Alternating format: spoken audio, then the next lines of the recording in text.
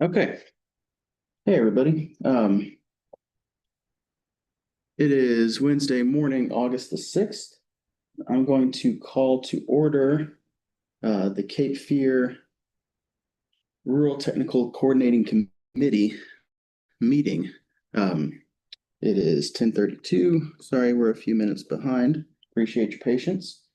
So yeah, we're going to get started.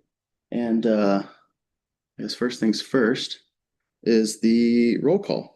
So I'm going to go through the membership on the voting members on the TCC. Once I get to the end of the list, if I didn't call your name, I'd ask that you please put your name and affiliation in the chat of the meeting call. So Helen Bunch, I think she's on her way in. In the meantime, Jeff Walton, are you here? I am here. Thank you. Thank you. Mo Meehan. Present. Matt Kirkland. Present. Nicole Morgan. I see you. Thanks. Jeff Rep. Kelsey Howard.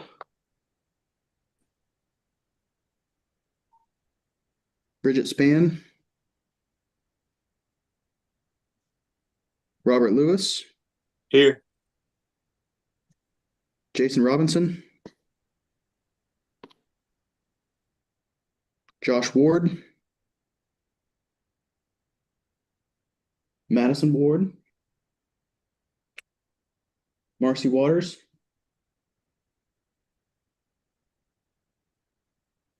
Justin Brantley.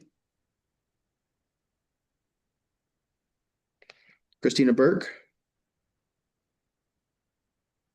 Ron Meredith.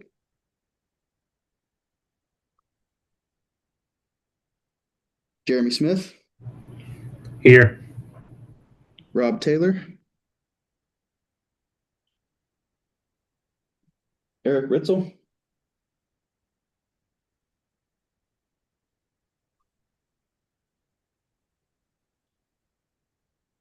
Eric, I see you on the participant list, but if you're speaking, I can't hear you, just so you know.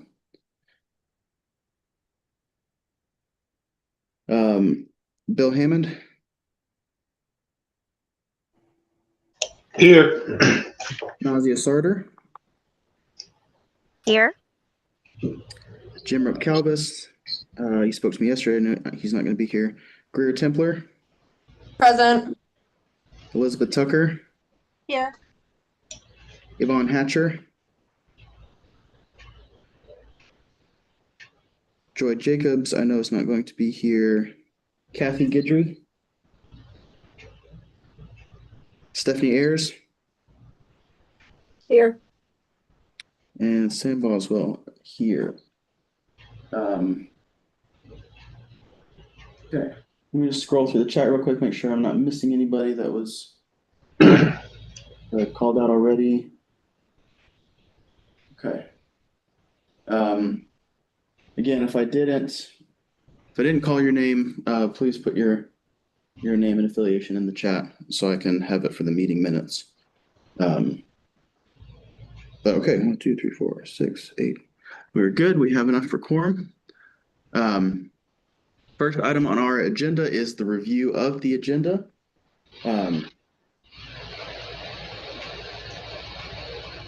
And wait, hold on a second.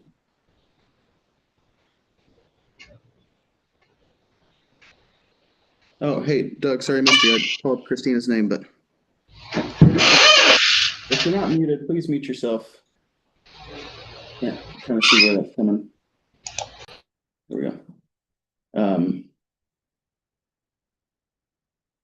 Hey, Doug, are you still here on behalf of Topsail Beach?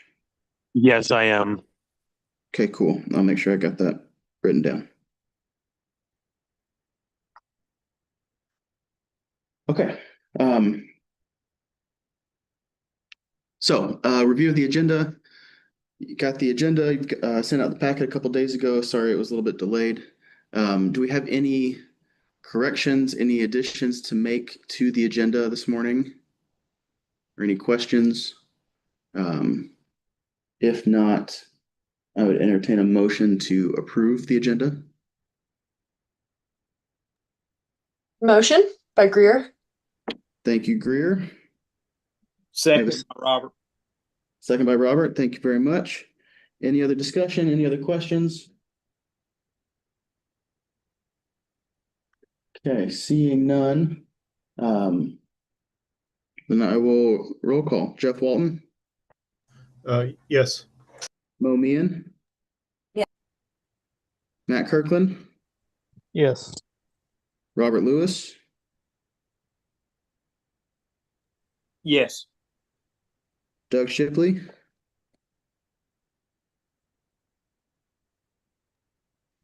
Yes. Jeremy Smith, Yes. Eric Ritzel, Yes. there you go, I can hear you now. Bill Hammond, Yes.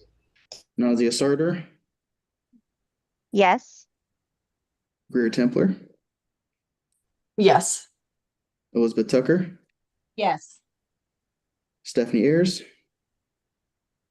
Yes. and Sam Boswell, yes.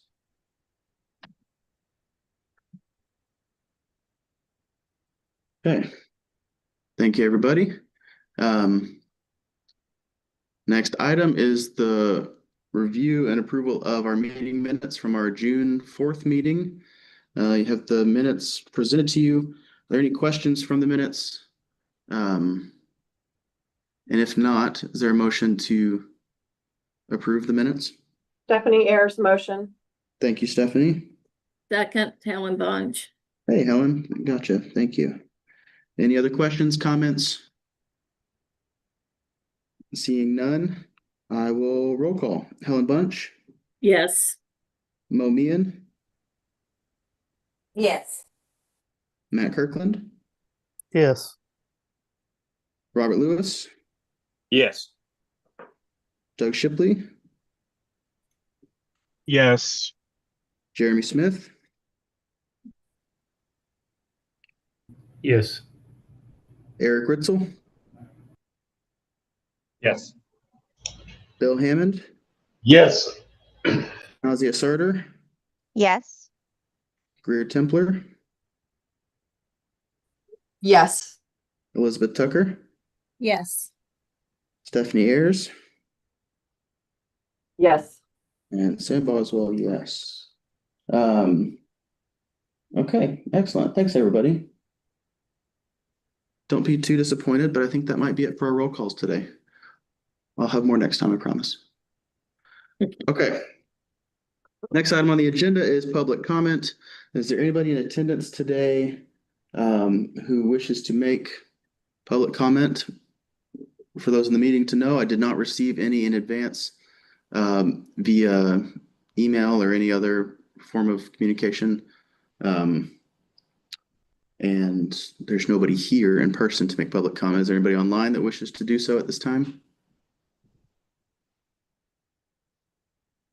Okay. Seeing none, we will keep on rolling.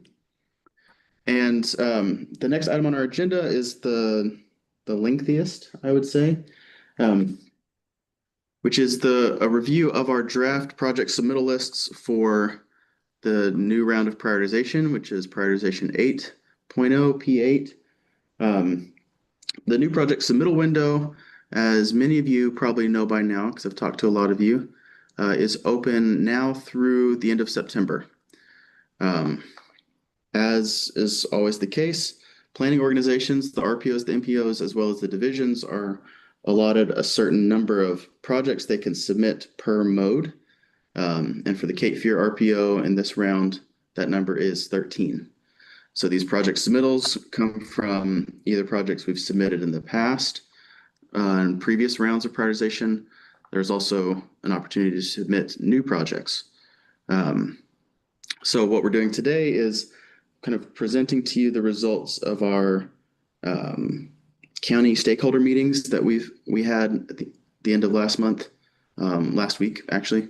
And then give you a chance to ask questions or provide any comments. And then this will be brought back for approval by the TCC and the TAC in the September meetings.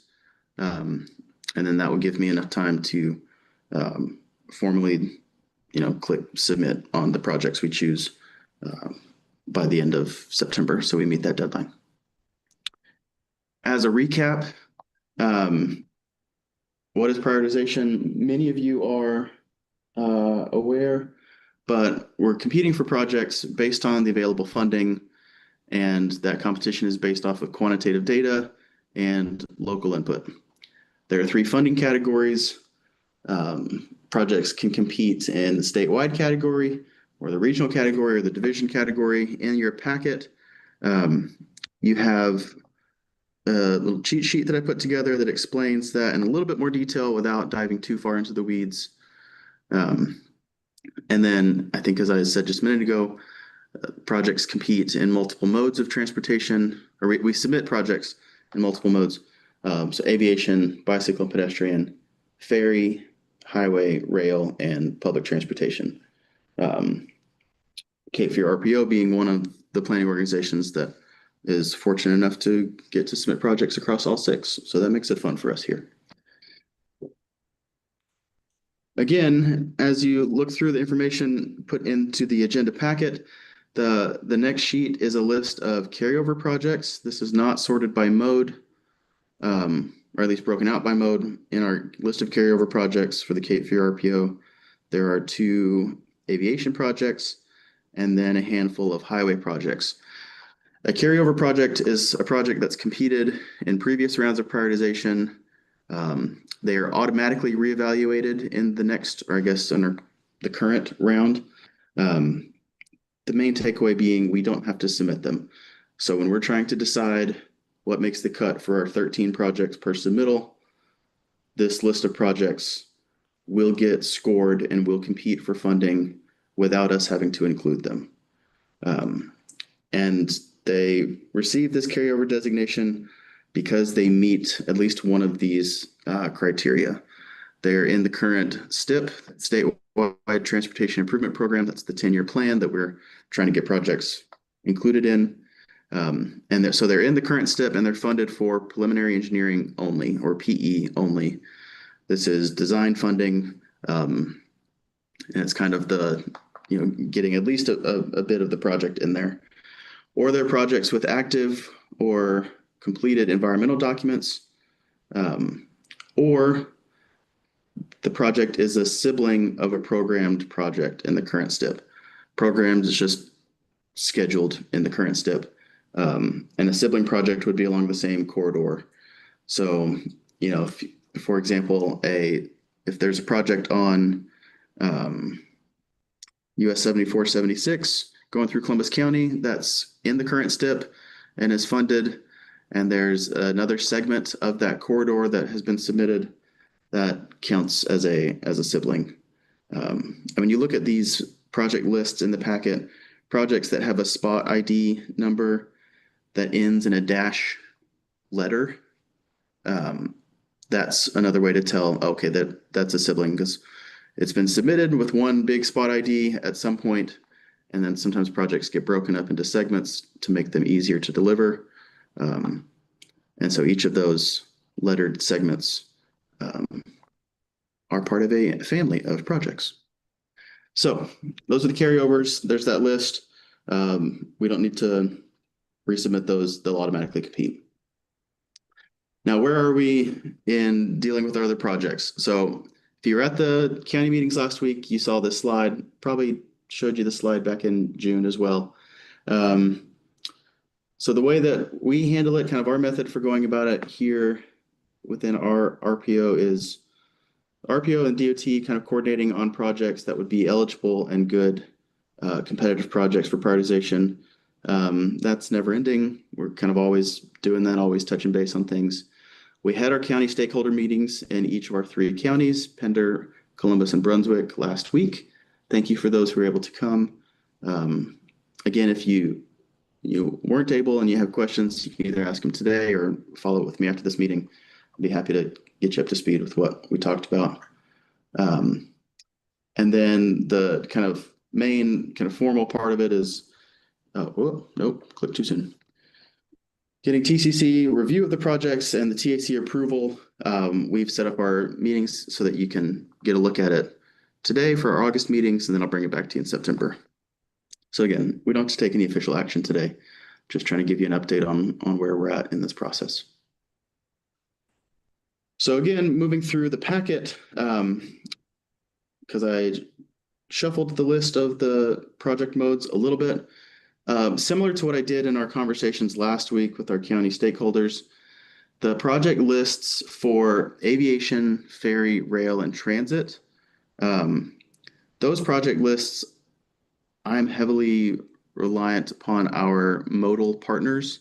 So either our partners at the airports, at the ferry division, at the rail division, and both our local transit partners, as well as folks at IMD, which is, helps statewide with public transportation topics and things. And so I have those list of projects in here. I'd be happy to answer any questions. One note I will make. So the first page is the airport projects. I'm still coordinating with each airport and our partners in the aviation division to make sure that we have the most up-to-date project priorities of theirs. I will have that confirmed for you at our September meeting. When you turn the page to the ferry projects, you'll notice that there are some that are from the Southport to Fort Fisher ferry route, which is obviously the only DOT ferry route in the RPO. But then there are a few projects listed for Mans Harbor Shipyard. These are likely to change. These are what we submitted in the last round in P7. And for those of you who don't remember, the way that ferry projects tend to work is, there's only, I think, just 4 or 5, if even that, planning organizations along the coast that have a ferry route that assist with submitting ferry projects.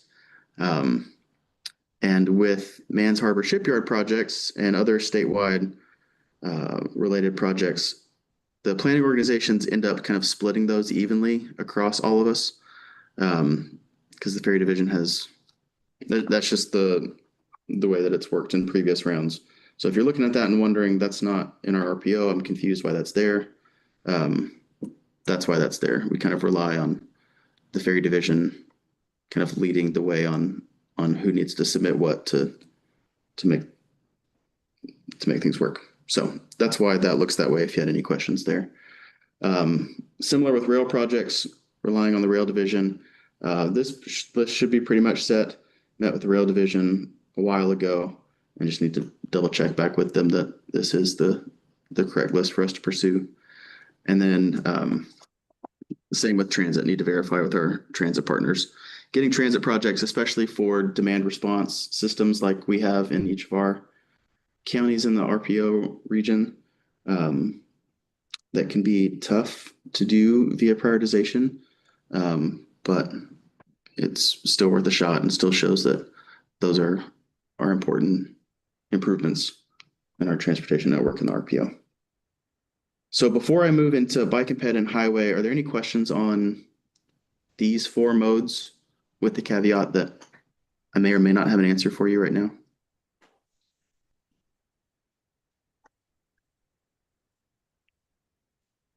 Not hearing anything. Looking at the chat, not seeing anything. Okay, again, if at any point you have questions about these, feel free to hit me up and I'll do my best to answer them or find the answer from someone who knows more. Okay. Next is, so we're going to talk specifically about bike and ped and highway, and like your feedback on that, and verify, especially those that were in attendance in our meetings last week, that I had my notes in order and I didn't miss anything. So as I said, our RPO gets 13 projects per mode. And so the starting point for how we approach this is generally try to have an even split, geographically speaking, across the 3 counties. again, that's our starting point. So that would be 4 projects per mode per county. And then that gives the 13th kind of this floater project to see what of the remaining top priorities, what would be the most competitive project. And we kind of go from there. And again, this 4 per county minimum is the goal. And we'll see as we kind of rank projects and see how well they compete, if we need to make tweaks to that. Again, I'll have a little bit more in-depth information on that in September. But so in our county stakeholder meetings, everybody in attendance was asked to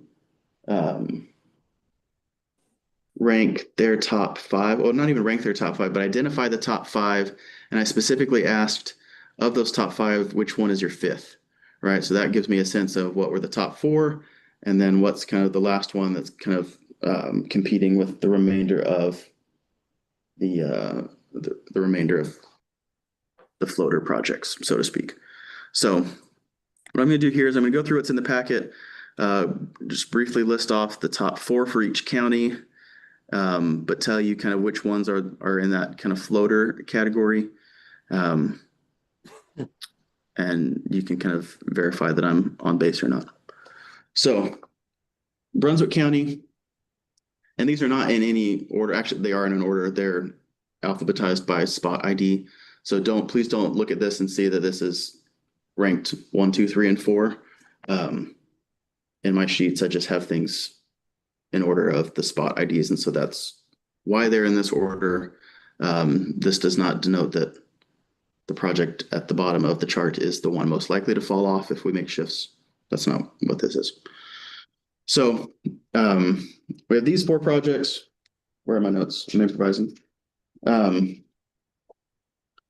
So a multi-use path along a segment of 87 in BSL, sidewalk from House Street to the elementary school in Southport, and then bike lanes on Beach Drive in Oak Island, and then updating, and again, some of these that have updated project description,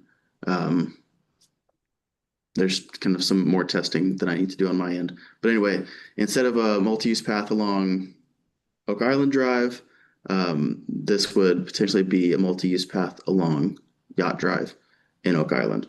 The floaters, which are kind of listed in a separate section of this on the next page, would be a sidewalk segment along Oak Island Drive, and then also a multi-use path segment in Southport that lines up with the East Coast Greenway alignment coming off of the Fort Fisher Ferry. That one specifically is one that is a new project that I have yet to enter into the kind of online GIS system we use for submitting projects. And so I don't have either a spot ID for it or a kind of a sense for its competitiveness at this time. But that's kind of what I'm up to the next several weeks. So maybe so I don't get too far ahead of myself and have to juggle too much. Brunswick County folks, does this summarize decently what our conversation was last week? Am I on base well enough so far?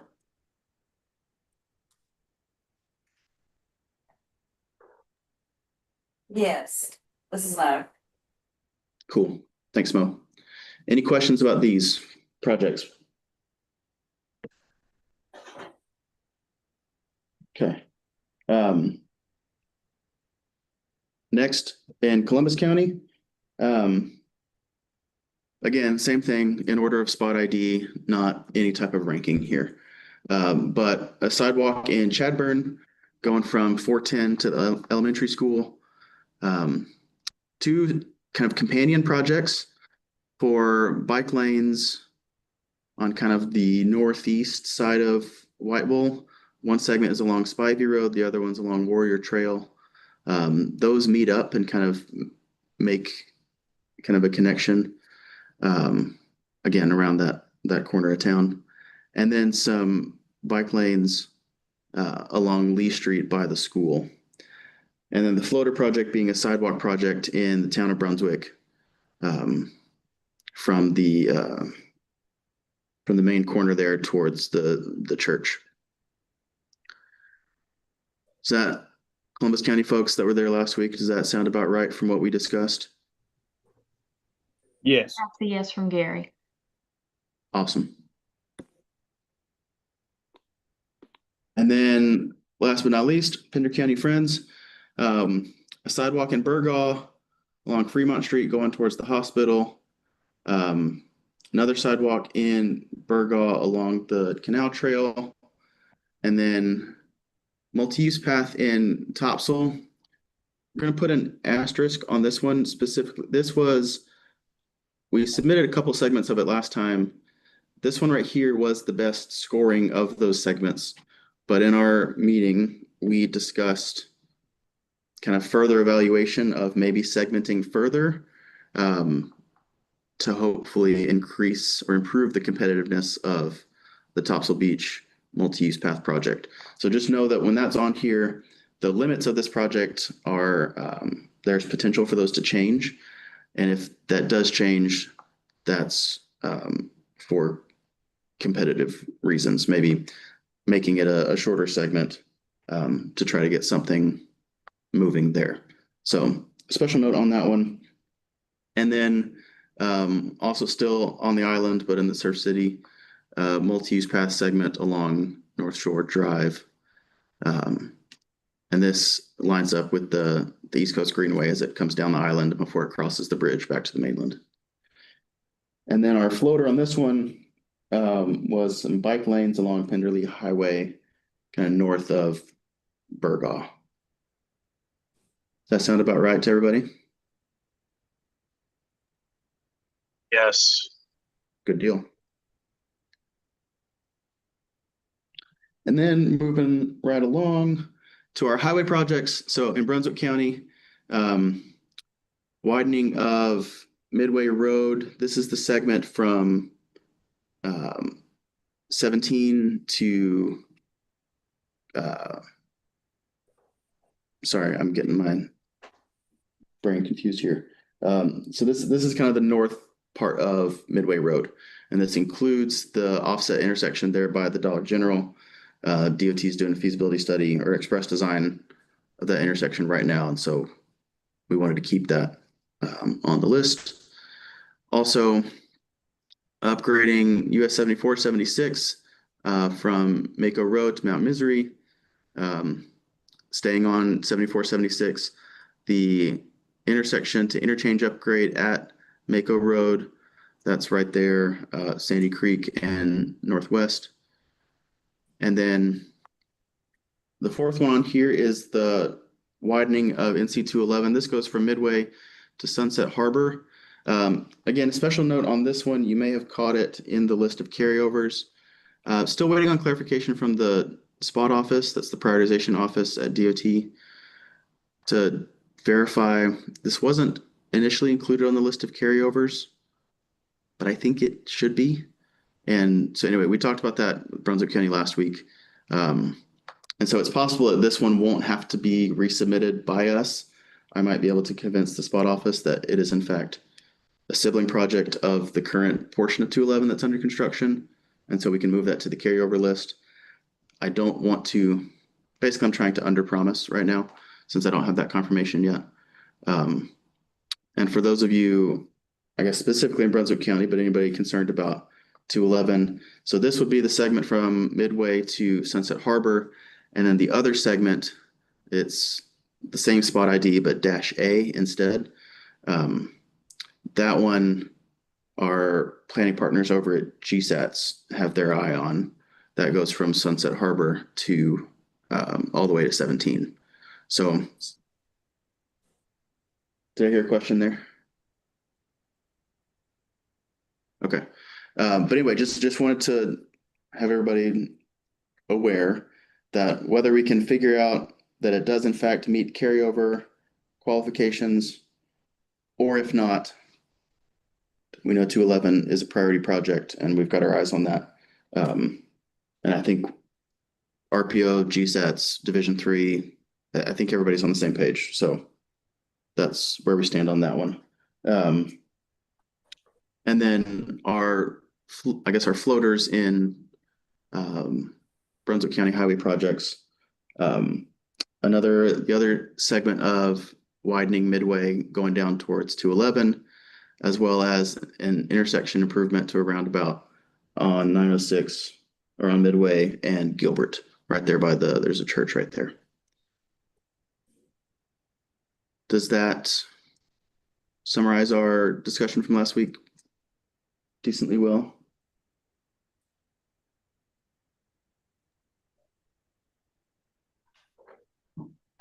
Seeing It's in the good for chat. GSATs. Cool. Appreciate it, Elizabeth. Yeah. Yes. So Nicole, to address your question. So in P7, we submitted a project.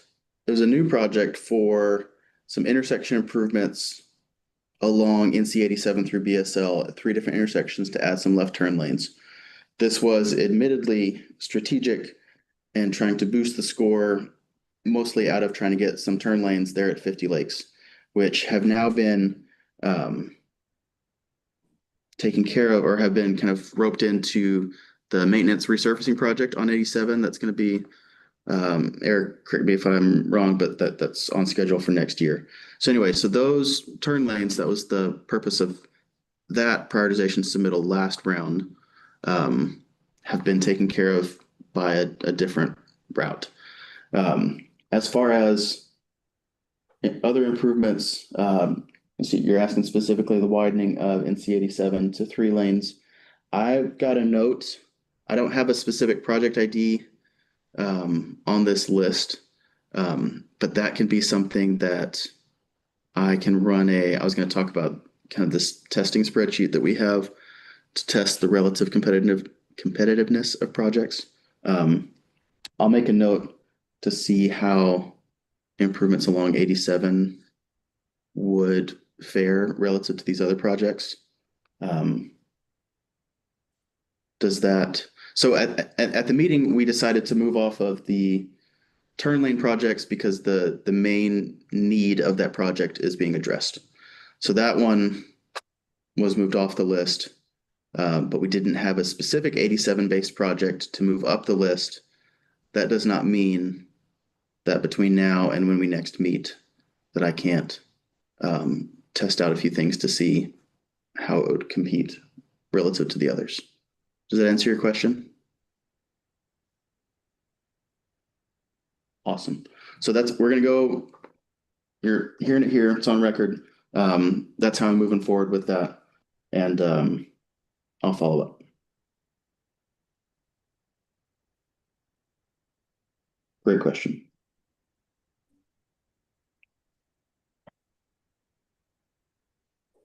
Any other comments or questions on the Brunswick County Highway project list?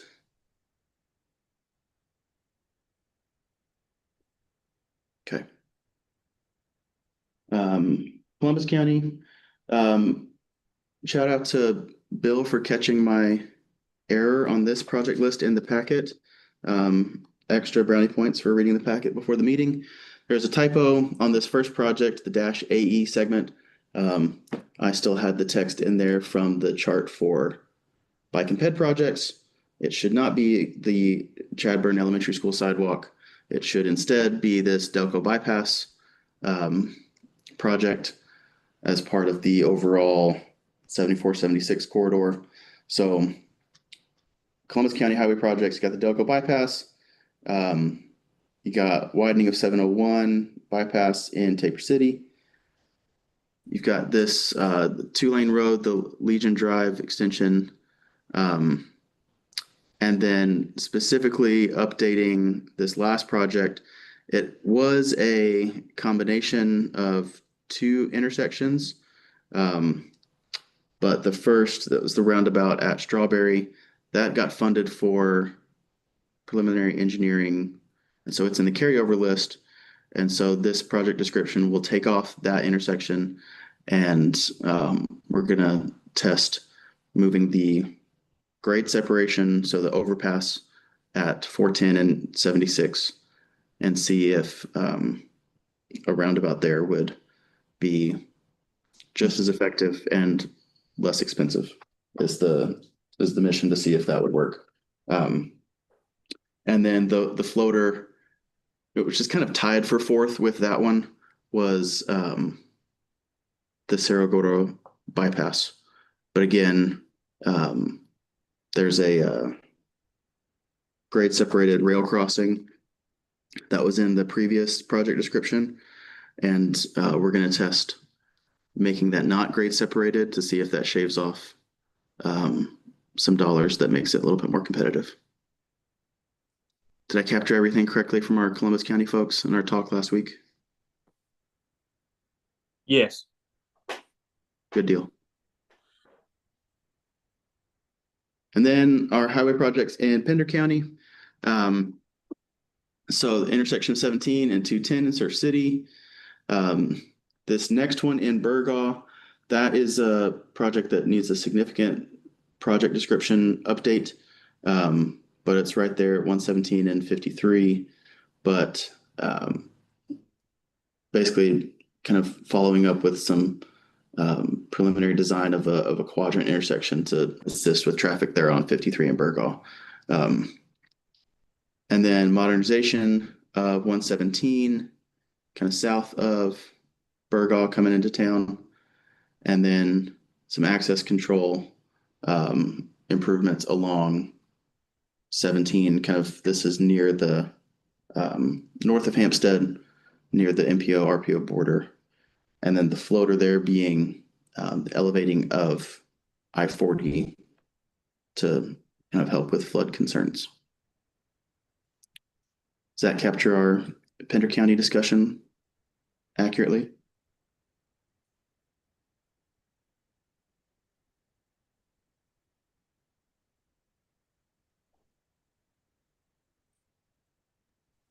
Hopefully Sounds so. about right to me. Thanks, Doug. Okay, so what comes next? I know I just threw a lot of projects at you. If you have questions later, by all means, just hit me up and let me know. But so, okay, what are we doing next? So I'm going to keep working with our division partners, divisions 3 and 6, to make sure, as I mentioned, the RPOs and the MPOs get a certain number of projects they can submit, as do the divisions. So again, not making promises on the division's behalf, but there have been instances in the past where, our allotted projects were kind of deciding between two projects to make the final cut. And if the division has an open slot, then they're able to say, okay, well, you pick one of them and then give us the other, and we get them both submitted. That's how we got all of our segments of the Topsail Beach multi-use path in last round.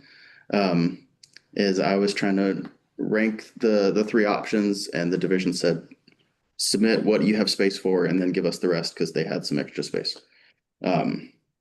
So we'll be coordinating things like that and communicate that with you. I'll also be following up with our modal experts and the other 4 modes that I mentioned at the start, to make sure that we're all on the same page and that I've got the right projects for what they're needing. Anything that's new or that's being tweaked or edited, we'll be doing that kind of technical work in the Spot Online portal is what it's called. It's the GIS platform where we submit our projects. And then they also give us a testing spreadsheet that pulls from the way that the data worked in the previous round. So there's some, it's not a perfect measure of what the projects will score this time around, but what it does is it helps when we're trying to decide between projects to make the cut. It helps us get an idea of their relative competitiveness, right? So if we need a tiebreaker, then we can use this to kind of see, what might be better than the other. We won't know the exact score that it's going to come out with this time in this round. So that's not its purpose. It's not kind of promising an exact score, but it lets us know which ones have a better fighting chance, I guess is the way to say it. And then the project list that we have also be checking with, just yesterday, actually, we got an estimated funding availability for each, I mentioned there's statewide, region, and division buckets. So for each of those categories, we have kind of an estimated funding availability to work with. Since I just got it yesterday, I didn't have a chance to already do that to show you today. But what I can tell you is that at least right now, the funding snapshot, there is positive dollars in all of the buckets. I know that was an issue that we were faced with last time, that some of the buckets did not have funding available. As of right now, and to be very clear, this is as of right now, there are dollars in each bucket. But I'll look and see, if there's only $400 million available in one of the categories, then a $500 million project likely doesn't make sense to be submitting. Anyway, so things like that. And I'll bring that analysis back to you at our next meeting. Or if you're bored on a Friday afternoon and want to know what's going on, feel free to give me a call and I'll tell you then. Otherwise, does anybody have any questions about where we're at right now with our P8 project lists?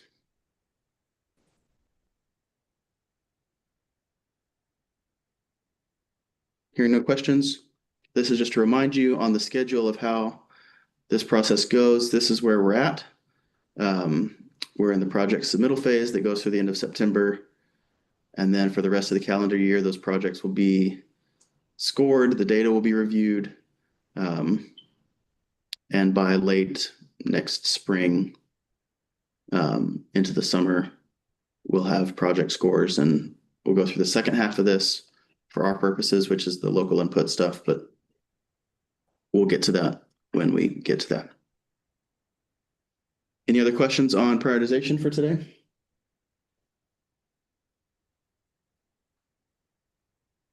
Okay.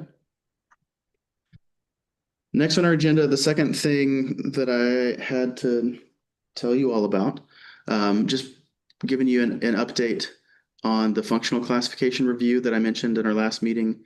So this is still an ongoing process. We're working, by we, I mean the RPO, as well as our MPO partners and friends, and working with DOT to review the state's functional classification designations within each of the planning areas.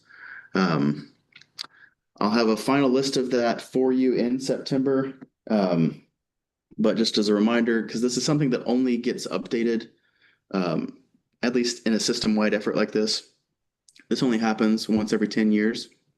This is following the wrap-up of all the census updates and things that have come out.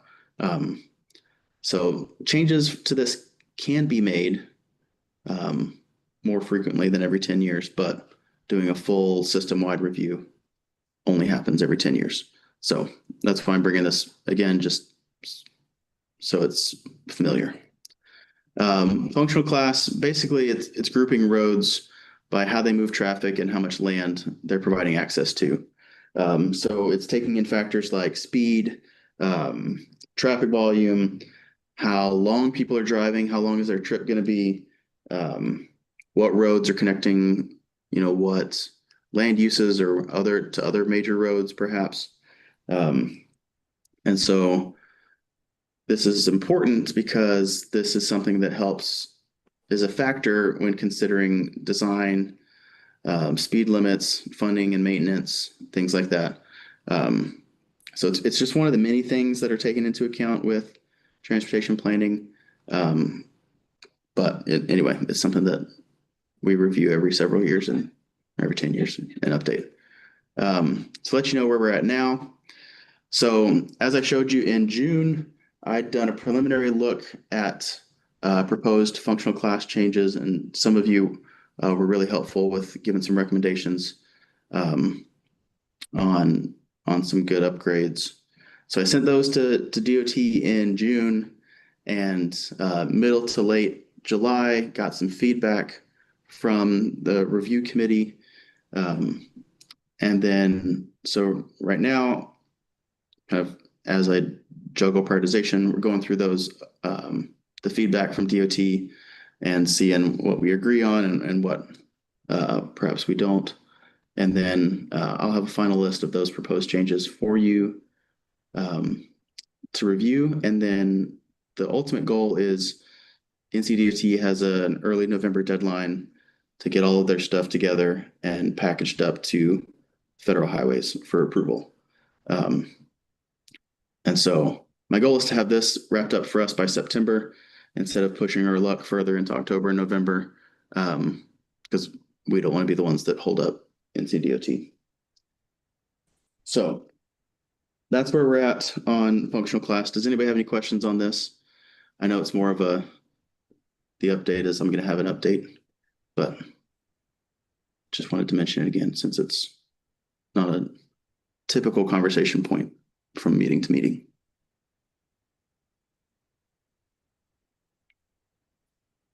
Okay. Again, if you have questions, feel free to reach out after the meeting. So that brings us to the report section of our agenda. I think I saw Kim is on the call from IMD. Let me double check. Yeah, so I'm not gonna get into the IMD multimodal planning grants right now. I can let Kim get to that. As I usually do, there's updates to the STIP that we get monthly, mainly kind of project schedule updates. Those are included in your packet. I'm not going to go over those, and other items I don't have any. So before I move on to the next person for reports, does anybody have any other questions for me right now? Cool. So Stephanie, are there any updates from the ports? No, I don't have anything for this meeting. Okay. And then I don't see Kat on the call, so I don't have anything from the ferry other than our ferry P8 projects. Division 3. I think Eric and Adrian, y'all are on the call. Yep. I've got the stuff that you sent for the packet. I've got them in the slides. So do you want me to just click through them and you can go through the projects? That sounds great. Cool.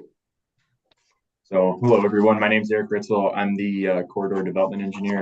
I'll be presenting on some of our projects that are ongoing. In our development section for the updates in July, we had 8 projects that are noted in there. The next one that's supposed to be let is a bridge replacement job that's looking towards 2026. So we're getting to some of these projects are taking some longer timelines to look out for. There's 5 bridge projects that are noted in there and 3 roadway projects. One we just had on yesterday, there's design review for the Watts Landing project. We can go on to our construction. There is a total of 5 projects that are ongoing right now within our RPO. 3 bridge projects are noted on there. They're moving along and progressing. I have some notes for the first project on there that's over Price Creek, has a progress of almost completed. There's a number of guardrail pavement markings and kind of end of that project is starting to wrap up. We do have a note on here for our last project, which was just let in middle of July, which is the second half of the Hampstead bypass. And that was let, like I said, early July. The cost was roughly 4% over our engineer's estimate that was expected for that. But we're glad that project is out and going to be continuing with that work in August is what is noted right now. So right now they're just in pre-construction phases. We can move on to, or some of those projects are going to be noted. We can go through those slides individually if you'd like. So that was that project that's mostly completed at the moment. See a question. Oh, my bad. That's from a different chat.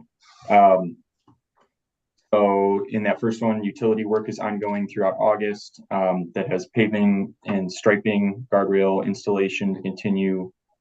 Bridge work is supposed to be completed by end of July here. So we're wrapping that project up. The next one on there is the Sandhill Creek project. 2 paving lanes remain. Final lifts for the asphalt are supposed to be placed early August here. culvert and subgrade work and structure work has been completed. The project completion is expected to be set for September 5th at the current moment. Next project on there is a bridge replacement over Long Creek. They're continuing their work along the structure itself currently. The next project has NC 211 widening. The paving near Executive is completed. Paving at Midway is in progress and expected to finish by the end of August. Grading and drainage utility work for the bridge is ongoing currently.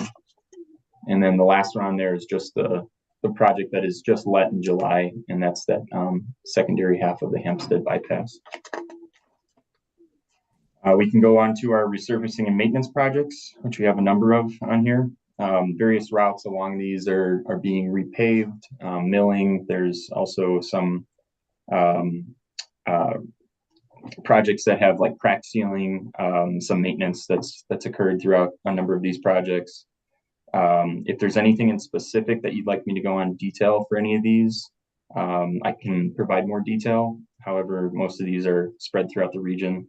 So feel free if there's any other additional questions referenced to any of these areas, I can take some more info to y'all.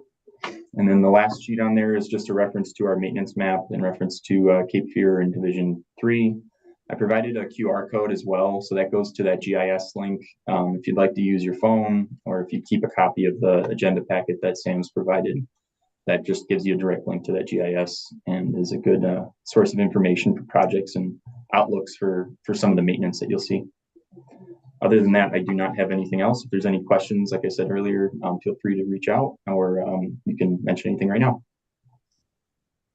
Thanks, Eric.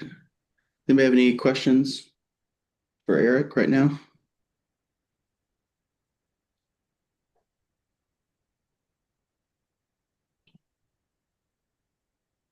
Don't see any in the chat. Okay. Well, again, thank you very much for providing these updates. Next on our agenda is Division 6 project updates. Bill, you said you're on today to give the update. Yes. Good morning, everybody. My name is Bill Hammond. I'm the Division 6 Corridor Development Engineer. Philip Hart, our Division Planning Engineer, had a schedule conflict, so he asked me to step in this morning and provide a report. Our first project is R2561CA. The completion date for this project is February of 2027. The project's 56% complete. Utility relocation and interchange ramp gradings in progress. NC 87 bridge construction over Wyman's Creek is ongoing. The next project is R5020B. This is US 701 Madison Street, JK Powell Boulevard from SR 1437 Virgin Avenue to US 7476. The estimated completion date for this project is December 2025. The project's functionally complete. Final pavement markings are underway, and this project's 87% complete and will be removed from future reports because they're basically working on punch list items now. Next project is R5819, R5820. This is US 7476 at Chauncey Town Road and US 7476 at Old Lake Road. This project will be completed in March of 2026. Pending items are pavement markings, shoulder and vegetation work, lighting around around roundabouts. This project is 86% complete. The next project is HI0018. This is US 74 from 0.11 miles east of US 701 Business to 0.17 miles west of NC 214. Estimated completion date is June of 2027. Work completed, bridge rehabilitation. Work in progress is guardrail and fencing, and upcoming work will be resurfacing expected in September. This project is 14% complete. The next project is HI0016. This is US 74, I-74, 1 mile east of NC 41 to 0.26 miles east of Columbus County line. This is a new project that just started. Estimation completion date is June of 2027. The next sheets on our report are HMIP projects. These are milling, resurfacing, putting down AST seals, and you can see the percentage progress percentage rates on that. Then also we've got HMIP bridge and safety future projects, and then on the last page are future roadway projects. Philip's contact information is on the last sheet. I'll be glad to take any questions if you have any. Does anybody have any questions for Bill or for Division 6 at this time?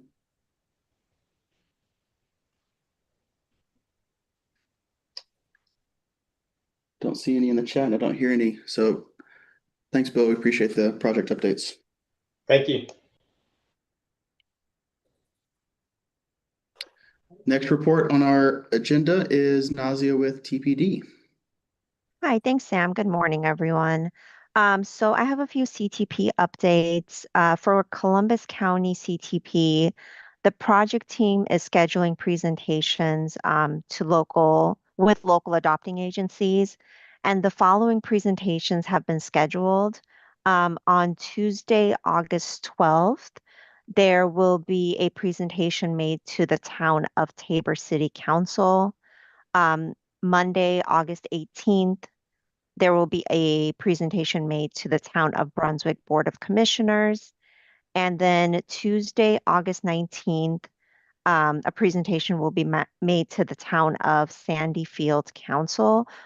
And then finally, on Tuesday, September 2nd, a presentation will be made to the Town of Chadbourne Council. And all of these will be at 7 p.m. The project team is working with other adopting agencies to set up presentations and will keep us updated as they go along. Sam, I don't know if you guys scheduled any more since we last spoke to now. No, but if not, no, I ahead. haven't scheduled any, and anybody who's on the call from other Columbus County partners, one thing to keep in mind if I haven't reached out to you already, kind of trying to pace these appropriately there, especially since there are several local councils or local boards in Columbus County that meet on the same night. For example, it's either the second or the third Tuesday is a really popular meeting night. And so we obviously won't be able to do all of those in 1 month. And I'm trying to balance scheduling those so that if there's a council that, gets the presentation, but perhaps doesn't want to make any, adopt the CTP then and there in that first meeting, and they would instead like for me to come back the next month to answer questions, trying to find that balance. So if you haven't heard from me yet, then just know that that's kind of the game I'm playing, but we don't have any other. Those 4 are the only ones scheduled right now. Thanks, Sam. The next CTP update is Pender County CTP. The committee met on July 28th last time, and we finalized the draft bicycle, pedestrian, and multi-use path recommendations. Our next meeting is anticipated to be on August 25th, where we will be reviewing the rail, transit, recommendations, and we will also start reviewing volume and capacity issues along that roadway recommendations. Other than that, I know Sam mentioned functional classification. That's a big undertaking here at TPD. I was part of the review committee. So Sam and I will be getting together to review those comments and, make final decisions really soon as well. That's all I have. Thank you. Thanks, Nazia. Does anybody have any questions for Nazia? Anything that we mentioned, CTP or anything TPD related? Okay. Next, IMD updates from Kim. Kim, are you still on the line with us? Yes, I'm here. Awesome. So IMD is currently helping TPD with their Pender County CTP review for their bicycle pedestrian recommendations. So we are working with Nazia and her group to have those recommendations finalized and approved according to our IMD bicycle and pedestrian content standards. So more to come on that with their collaboration. As far as the multimodal planning grant applications, we had a few across the state, most of them being within the Coastal Plains region. So I'm happy to hear that the Coastal Plains is wanting to do a lot of bicycle pedestrian planning. Out of the Cape Fear region, two applications were selected and awarded. That would be the town of Burgaw and the town of Surf City. So those are expected to start in the fall of 2025. So working with the local match and our team in kicking off consultants and finding placements for those. So if y'all have any extra questions, I'd be happy to take them. Okay. Any other questions for Kim today? And while you're thinking about if you have any questions, just a plug for IMD, especially this multimodal planning grant program they've been doing for the last several years. It's a great opportunity and it's been relatively consistent, kind of with their timeline of, submitting applications in the spring and things like that. And so for municipalities that either don't have a bicycle and or pedestrian plan or have one that's getting older and like to update it, this is a great thing to keep on your radar and something that the RPO can help you apply for. And they were Southport and Oak Island were awarded this same grant program last year and are currently going through the planning process. And I think it's been really good for both of those communities so far, and excited to see for Burgaw and Surf City and whoever else wants to apply and hopefully get something rolling in the years to come. But so yeah, just shout out IMD and the good work they've been doing. Thanks, Sam. You've been a tremendous champion of this project as well and helping your communities apply, and we really appreciate it as well. That's what we're here Can I for. ask a question? What's up, Helen? On the programs that come from NCDOT's IMD, is there any preference given to where there are spaces in like the East Coast Greenway, those projects submitted to projects like that sort of complete or help complete a bigger project that's underway? Is there a priority there with that as opposed to let's say municipal projects or smaller projects? Yeah, so all of the applications that come through, we rank them according to our priorities. If they do tie into a bigger project, such as the East Coast Greenway or other greenways across the state, it's ranked on their strength of their application. So if a municipality or a smaller town doesn't have that strong of an application or doesn't fill out their needs and express like their needs and partnerships within their communities, it'll get a lower ranking. And if funding is available, we try to award all that we can. But this year we had an enormous amount of applications, and so we had to. This year, it was the first year that we didn't award all of our applications. Oh, well. So it helps what you're saying. Let me just make sure I'm understanding correctly. It helps strength of application if there is tie-in to bigger networks, bigger bike and ped networks coming through the area that that's at least one of the factors that's considered as kind of strength of the application?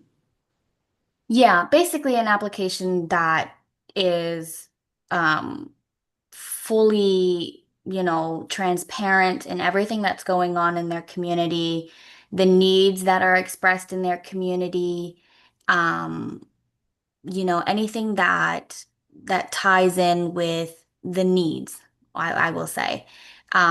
If, for example, an application that doesn't express any ongoing partnerships or ongoing other organizations that may help with the planning process, they are, ranked lower. Okay. Um, Helen, does that get at your question a bit? It does. I'm sorry. I've had there's been an internet problem all morning. Y'all have all been going in and out, so I didn't hear part of what you said, but what I did hear, yes, it gets to what I'm thinking about. Okay, Thank you. thank you. Any other questions for Kim? Okay. Well, thanks, Kim. Appreciate you being here. Yeah, thank you. Next on our list of reports, Greer, you want to tell us what's happening at Wilmington MPO? Of course, good morning, everybody. So similar to Sam and the RPO, we're currently stepping through the draft prioritization process, embedding our projects, as well as working through the functional classification review. Other than that, we are full steam ahead with the finalization of our MTP, Cape Fear Navigating Change 2050. We're anticipating bringing that to our board for final approval this September. And otherwise, we are about to undertake our first big public outreach initiative for our Safe Streets for All, or Safe Streets and Roads for All grant for our comprehensive safety action plan. So those are the big things going on right now, but please don't hesitate to reach out if there's anything you might need from me or some more info. Good deal. Awesome. From one set of planning cousins to the next, Elizabeth, how are things at GSATs? Oh, well, like you and Greer both doing, we have submitted our last kind of plea for functional class changes. We had some that were rejected and we're taking it back to see if we can get them changed. And also starting the spot. So good times. Good times. Yeah. Yeah. And hopefully I think Sam is trying to, Tom's been trying to work with you, Sam, so we can make sure we can put in projects that help us both. Yes. Yeah. I think, we've been on a good pace of checking into, especially on that 211 corridor where our boundary is kind of splitting some of those projects. So I think we've had good communication so far. Well, good. Well, besides that, we're just keeping on. Okay. Good deal. Appreciate you. Mm-hmm. Okay, so that wraps up our lists of reports. Let me check the chat. Kim Nicole had a 133 question. Okay, thanks, Eric, for getting to that. Are there any other questions or any other things we need to discuss while we're all on the line this morning?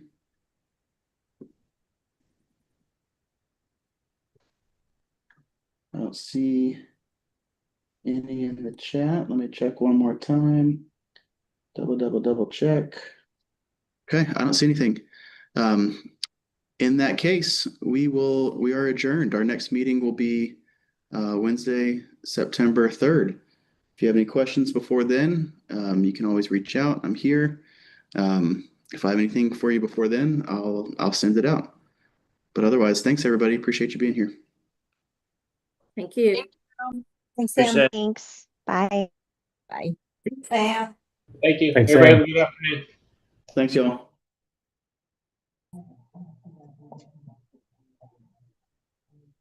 Hey, Sam. Hey, what's up? Hey, I just wanted to update you on a couple things, and we can talk about them if anyone brings them up. But The last meeting we had for TAC, there was a number of routes that Commissioner Groves had referenced. We Sure. actually had followed up with him in person. We had our maintenance engineer from Division 3, Jeff Garrett, meet with him. Okay. And all three of the routes have been identified for shoulder cutting to improve some of that drainage that he had been having concerns with. And also we had the meeting in Pender County when we had talked about that section along, I think it was 117. Let me pull up my notes. That was the one that we were referencing, had issues for people turning across 117. Oh, those turn lanes right there in Rocky Point. Yeah, right. And just getting onto I-40 there and back up. So I relayed all that information to our traffic services. They're going to be doing an investigation of that area. I don't have any further updates for that, but I just want to let you know it is ongoing. Awesome. Yeah, that's great to know, because yeah, if I get questions, that'll be good to know that that's been passed along. Yeah, and I see Nicole's still in here. Just a note for that comment. That is a tentative timeline for that interim completion. They're expecting to finish a little earlier, but they do have a completion date that's listed for the actual project. For I believe it's the next spring, but that's more so for seeding and plantings. So stuff can kind of develop. Yeah. So that's that interim. Interim would be actual opening of like the traffic. So it's changing that route. There's no longer a need for that detour route. That should be taken down at that time. And then access will be established across that bridge over Sandhill Creek, which will connect into 133 and open that corridor back up. I just don't have a specific, I don't have a specific of exactly when that date will be, but that's what they've noted currently. So I would, if you're relaying any information, I would reference early September is probably a better note for the current timeline. Cool. Hey guys, it's Adrian. Hey. Hey, I was going to tell you, Sam, that I also reached out to you to follow up on all the Brunswick County questions from that meeting. So if you have anything you need me to follow up on, let me know. But I haven't heard from Mayor Alt. He's the only one that asked for specifics regarding 87 and the turn lanes. So I'm just going to send you what I have for now. And if in case anything else comes up, we'll follow up on it. Okay. Totally. Yeah, that works for me. Okay. Thanks. Good deal. Thanks, everybody. Appreciate your help on all the things we're juggling. Thanks, Sam. Appreciate it. All right. Bye. Bye.